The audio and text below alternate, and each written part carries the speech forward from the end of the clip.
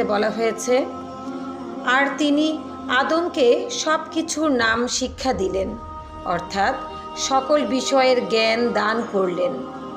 এরপর এক এক করে সব কিছু ফেরেশতাদের সামনে হাজির করে বললেন, তোমরা এগুলোর নাম বলে দাও যদি তোমরা সত্যবাদী হও। 32 নম্বর আয়াতে বলা হয়েছে, তারা বলল, আপনি মহাপবিত্র, আপনি আমাদের যা শিখিয়েছেন তার বাইরে আমরা কিছুই জানি না, আপনি প্রজ্ঞাময় মহাজ্ঞানী।